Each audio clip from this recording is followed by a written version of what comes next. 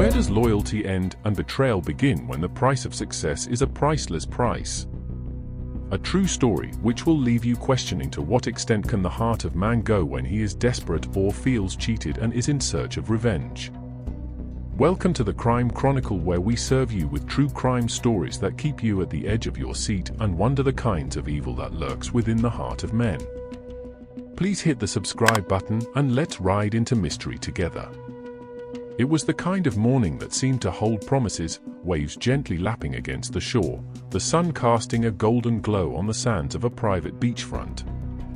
But for the man who stumbled upon the body, this serene scene quickly transformed into something he would never forget. The lifeless form of Darnell Grayson lay face down on the shore, his body battered, and his skin marked with deep wounds. At first glance, it seemed to be the grim result of a violent encounter with a shark. But this was no accident of nature. What appeared to be a cruel twist of fate was something far more calculated.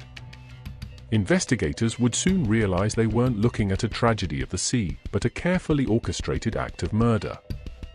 Darnell Grayson was no ordinary man.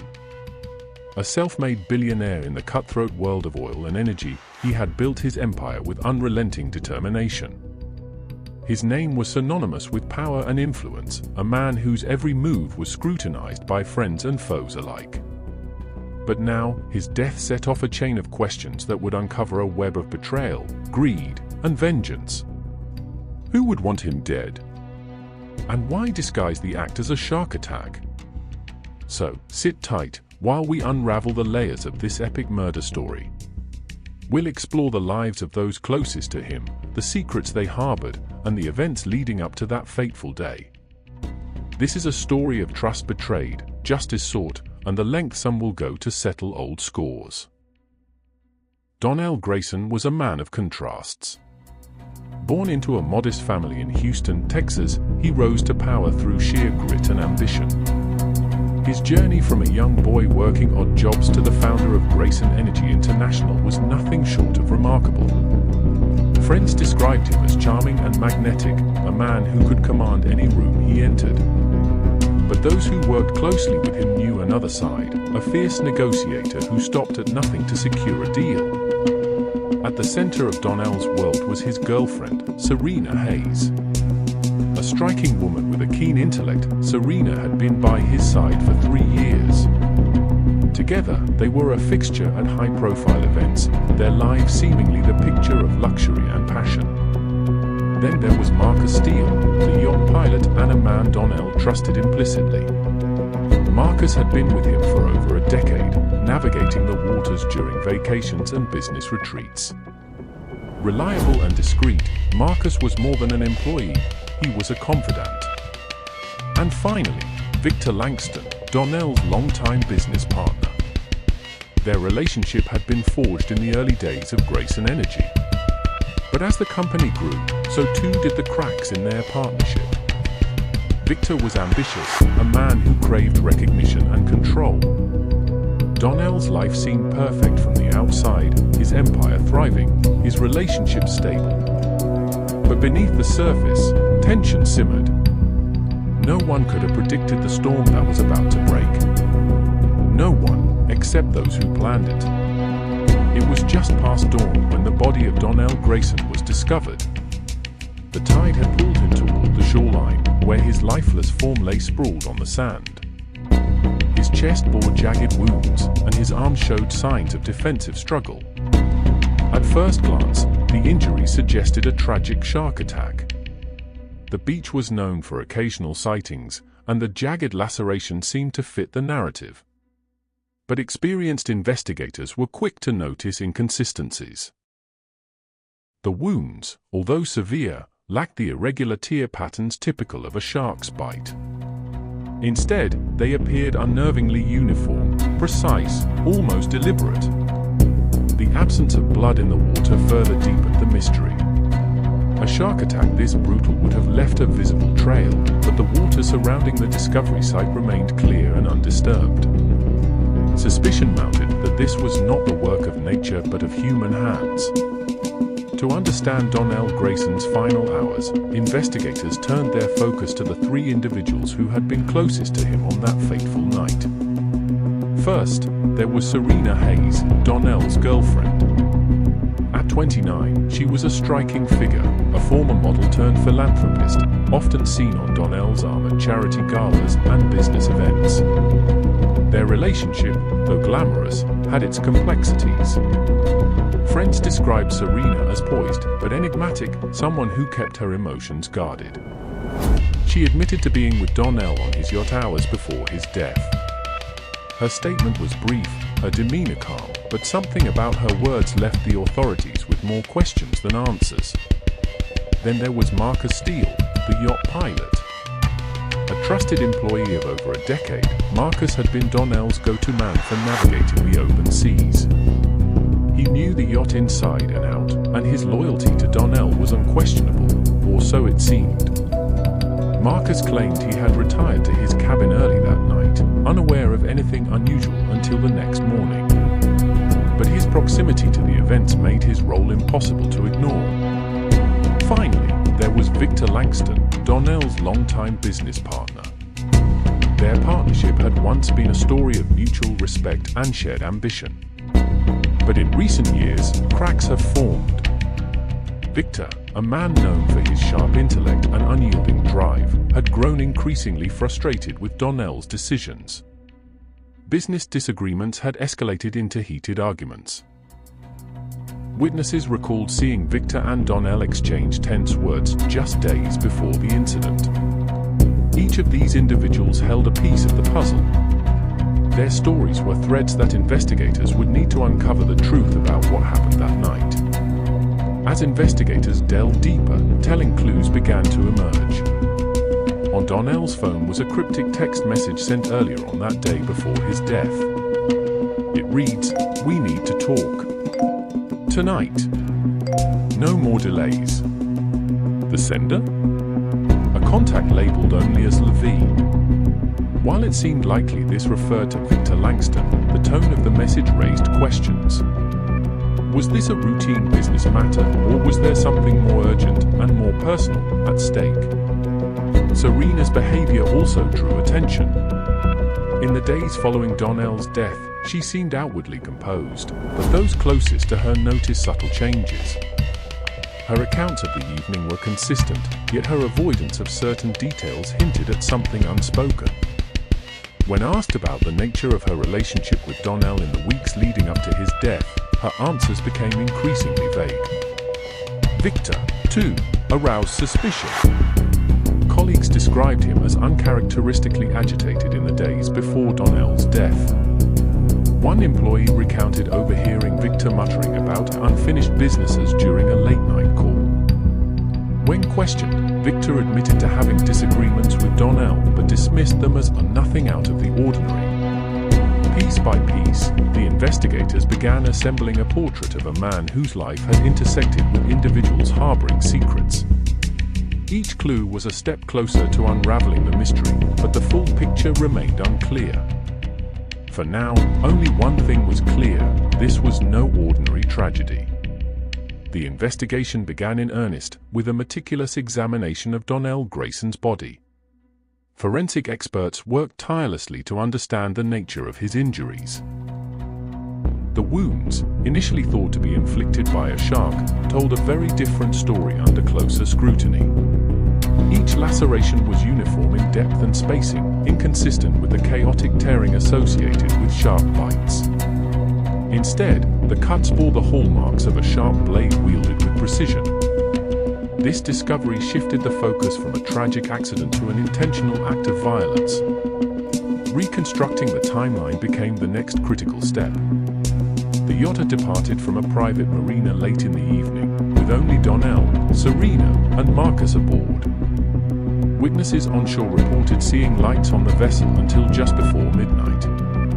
By dawn, Darnell's lifeless body had washed ashore. What transpired in those crucial hours was now the central question. The yacht itself offered further clues. Investigators found a knife tucked beneath a seat cushion in the main cabin. Its blade bore traces of blood, later confirmed to match Darnell's. Nearby, a torn letter was discovered. Though fragmented, it appeared to be addressed to Darnell, with phrases like betrayal and final warning standing out among the incomplete sentences. The letter's author remained unknown, but its tone hinted at deep-seated animosity. These discoveries painted an unsettling picture, one that suggested the yacht was not just a scene of leisure, but also a scene of confrontation. Attention quickly turned to those aboard the yacht that night. Marcus Steele, the experienced yacht pilot, was the first to be questioned. His alibi seemed straightforward. He claimed to have retired to his cabin shortly after setting the vessel to anchor. But under scrutiny, Marcus admitted there had been tension between him and Serena during the trip. He described a heated exchange in the galley area, though he insisted it was unrelated to Darnell's later demise. Serena Hayes, meanwhile, became a focal point of the investigation. Her recounting of events was consistent on the surface, but seemed rehearsed, as if carefully constructed to avoid incrimination. When pressed about her relationship with Darnell, Serena revealed cracks in the image of a perfect partnership. She described recent arguments over what she vaguely referred to as personal matters, though she declined to elaborate further. Victor Langston, Darnell's business partner, presented another layer of intrigue. He admitted to having been frustrated with Darnell's recent decisions, but claimed he had no reason to harm him. However, Victor's behavior raised questions. Less than 24 hours after Darnell's body was found, Victor had abruptly left town, citing an urgent business matter. Investigators noted his evasive demeanor during questioning and his reluctance to provide details about his whereabouts on the night of the incident. Each of these individuals denied involvement, yet their actions and words seemed to weave a web of tension and secrecy. The investigators were left to determine whether these were signs of guilt or merely the ripples of a traumatic event. Just as the investigation seemed to be narrowing its focus, new developments complicated the case. A dock worker came forward, claiming to have overheard a heated argument from the yacht as it floated offshore that night. The voices were indistinct, but the tone suggested a confrontation that escalated beyond mere words. Meanwhile, financial records uncovered a curious offshore transaction linked to Victor Langston. The transfer, substantial in amount, occurred just days before the yacht trip. When questioned, Victor dismissed it as unrelated, a routine business deal. But investigators weren't convinced. The timing was too coincidental to ignore. Serena, too, found herself under increasing scrutiny. Surveillance footage revealed a gap in her timeline. She had claimed to have been on the upper deck with Darnell during the critical hours, but the footage from a marina camera suggested otherwise. A shadowy figure resembling Serena appeared to be disembarking from the yacht briefly before returning, an inconsistency she struggled to explain. These twists added layers of complexity to an already tangled narrative. The truth remained elusive, hidden behind the conflicting accounts and mounting evidence. But one thing was becoming clear: this was no random act of violence. It was personal. As investigators delved deeper into Victor Langston's history, a troubling narrative began to emerge. Victor, once a trusted partner in Darnell Grayson's empire, had seen his influence wane in recent years. Business ventures that once flourished under his management had begun to falter. Darnell, ever the pragmatic leader, had refused to absorb Victor's financial losses, rejecting multiple pleas to buy out his stakes. The rejection was more than a blow to Victor's finances, it was a wound to his pride. Emails and text messages recovered from Victor's accounts painted a picture of escalating tension. In one email, he accused Darnell of sabotaging his future, while another contained veiled threats about the consequences of being cut out. These messages became critical pieces of evidence, illustrating a man pushed to the edge of desperation. Then came the most damning discovery, evidence of Victor's connection to an individual identified only as the fisherman. Financial transactions traced to Victor's offshore account revealed a series of payments to this mysterious figure. Investigators uncovered that the so-called fisherman wasn't a simple angler, he was a hired operative with a criminal history spanning several continents. Witnesses at the marina recalled seeing a small fishing boat near the yacht on the night of the incident. The pieces began to fit together. Victor, unwilling to confront Darnell directly, had allegedly orchestrated the crime from a distance, using the hitman to carry out what he believed was the ultimate solution to his problems. Serena Hayes, Darnell's girlfriend, had been a polarizing figure from the start of the investigation. Her polished exterior masked a turbulent relationship with Darnell, one complicated further by her unwitting proximity to Victor's plot. It was through Serena's own admission, during an emotionally charged interview, that investigators began to understand her role. She confessed to having overheard Victor's heated phone conversations in the weeks leading up to the fatal yacht trip. She recalled cryptic remarks about settling scores and warnings about Darnell's stubbornness. Though she had no concrete proof of Victor's intentions, the signs had been enough to raise her suspicions. Serena's silence, however, proved costly.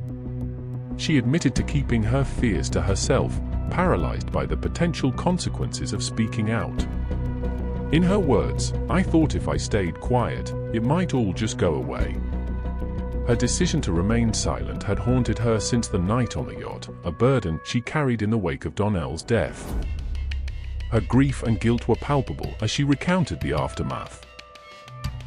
Finding Darnell missing, the bloodstains on the deck, and the eerie stillness of the water. Serena's account didn't absolve her of responsibility, but it offered insight into a woman caught in a storm of fear, regret, and loss. While the investigation into Victor and Serena unfolded, Marcus Steele, the yacht pilot, emerged as an unlikely hero in piecing together the truth. Marcus, a man of few words but unwavering loyalty, had been one of Darnell's most trusted employees. Early on, Marcus had maintained his innocence, but his deep sense of duty drove him to assist investigators in any way he could. It was during a review of his belongings that he revealed a critical piece of evidence, an audio recording captured on his phone. The recording, made during a casual moment on the yacht weeks prior, included a heated argument between Victor and Darnell. Victor's voice could be heard making veiled threats, his tone laced with frustration and menace. This recording, though not directly linked to the night of the murder, provided a chilling glimpse into Victor's growing hostility. Marcus also helped reconstruct the timeline of that fateful evening. He recalled unusual activity on the yacht, such as the unexpected appearance of a small fishing boat near their anchorage. His observations aligned with witness reports, further implicating Victor and his hired accomplice. By stepping forward with these insights, Marcus not only reinforced his innocence but also became instrumental in unraveling the complex web of motives and actions that led to Darnell's death. His quiet persistence and loyalty to Darnell's memory ultimately brought investigators closer to the truth. As the investigation reached its final stages, the net around Victor Langston tightened. Detectives, armed with a mountain of evidence, had meticulously traced his movements and financial dealings. His attempts to mask his involvement were no match for the relentless pursuit of the truth. Victor's arrest came not in the shadows of secrecy, but in the glaring light of a high-profile business meeting. In a sleek downtown conference room, as he presented his latest venture to potential investors, law enforcement entered with an arrest warrant in hand. The spectacle left no room for doubt. Victor Langston's fall from grace had been swift and public. But the most pivotal moment in the case came from an unexpected source, the confession of the hired hitman. The man, known only by his alias, revealed chilling details of how he had been recruited, paid, and instructed to carry out the crime. His testimony dismantled any lingering uncertainty and placed Victor squarely at the center of the plot. The confession left little room for ambiguity. It described the payments wired through offshore accounts, the rendezvous on the water, and the calculated way the crime had been orchestrated. With his words, the final piece of the puzzle fell into place, and the investigation transitioned from uncovering the truth to ensuring justice was served. Victor Langston's trial was as high-profile as his former business empire. The courtroom, packed with reporters, legal analysts, and grieving family members, became the stage for a battle between damning evidence and a desperate defense. Victor's legal team argued that the evidence was circumstantial. They questioned the credibility of the hitman, citing his criminal history as grounds for doubt. They painted Victor as a man wrongfully accused, a victim of circumstance. Yet the evidence against him, texts, financial trails, and the hitman's detailed confession, was insurmountable. The prosecution presented their case methodically. Each piece of evidence, each testimony, stripped away the defense's arguments. The hitman's account of Victor's cold instructions delivered the final blow. The jury's deliberation was brief, a reflection of the overwhelming clarity of the case. When the verdict was read, guilty on all counts, there was no applause, no outburst of emotion. Just a solemn acknowledgement that justice had been served. The judge's sentence was unequivocal: life in prison without the possibility of parole. For Victor Langston, the life he had so carefully built had been reduced to the confines of a cell. In the wake of the trial, those closest to Darnell Grayson began the arduous process of healing. His sister, Elise, spoke about the man behind the public persona. Darnell wasn't just a businessman, she said. He was a brother, a mentor, a friend. Losing him has left a void nothing can fill. For Serena Hayes, the trial marked a turning point. In an exclusive interview, she reflected on her role in the tragedy. Her voice trembled as she spoke of the lessons she had learned about silence and fear. "If I had spoken up sooner, maybe things would have been different. I'll carry that with me for the rest of my life. But I also know that Darnell wouldn't want me to live in regret. He believed in facing life head-on, and that's what I'm trying to do now." Marcus Steele, the yacht pilot who had stood quietly by Darnell's side for years, shared his thoughts as well. Darnell trusted people, sometimes too much. "I think that's what made him special. He always believed in the good in others. It's a hard lesson for all of us, but I'm proud that we were able to bring the truth to light." Their reflections underscored the enduring impact of Darnell Grayson's life and the tragedy of his untimely death. While the pain of his loss remained, there was comfort in knowing that justice had prevailed and that his legacy would endure. Darnell Grayson's story is more than a tale of crime. It is a cautionary reflection on the complexities of ambition, the fragility of trust, and the devastating consequences of betrayal. His rise to power was remarkable, a testament to perseverance, ingenuity, and an unyielding spirit. But the very traits that made him a success also made him a target. In his world of high-stakes deals and cutthroat competition, trust was the most valuable currency. Yet trust, once fractured, becomes a weapon more dangerous than any blade. Victor Langston, a man once at Darnell's side, allowed resentment and greed to fester. His ambition, unchecked and unbridled, led to a crime so calculated it sent shockwaves through the lives of everyone involved. Darnell's legacy, however, is not defined by the betrayal that ended his life. It lives on in the memories of those who knew him and in the lessons his story teaches us all. Marcus Steele, whose loyalty never wavered, carries forward the values of integrity and steadfastness. Serena Hayes, burdened by guilt but determined to grow, reminds us of the importance of courage in the face of fear. This story forces us to confront an uncomfortable truth about human nature, how far we are willing to go to achieve our desires, and the devastating price others may pay for those choices. It's a stark reminder that ambition, without accountability, can lead even the closest of allies to destruction. As we close this chapter, the questions linger. How far is too far when seeking retribution? Is justice enough to mend the wounds of loss? These are questions without easy answers, yet they lie at the heart of this tragedy. For Darnell's family, justice brought a semblance of closure, but the absence of his presence is a void they will carry forever. For Serena, the weight of her silence may never fully lift. And for Victor Langston, his choices have left him to confront the consequences of a life driven by resentment and greed, a life now confined to the cold walls of a prison cell. But perhaps the most profound takeaway is the reminder of how fragile trust can be. It's the foundation of all relationships, personal, professional, and everything in between. And when trust is broken, the ripple effects can be felt far and wide, leaving destruction in their wake. This case is just one of countless stories of betrayal and power struggles. From boardrooms to back alleys, the desire for control and vengeance has shaped human history in ways both grand and devastating. In upcoming episodes, we'll explore cases that unravel the darkest corners of ambition. Stories of trust shattered, alliances broken, and lives forever altered. Each tale is a reminder of the thin line between loyalty and betrayal, and the lengths to which people will go to secure their place in the world. Stay tuned as we continue to delve into the complexities of human behavior and the intricate webs of deceit, ambition, and justice. Because the answers lie not just in the actions we take, but in the motivations that drive us. Thank you for joining us on this journey into the heart of a tragedy, and we'll see you next time for another investigation into the depths of the human condition.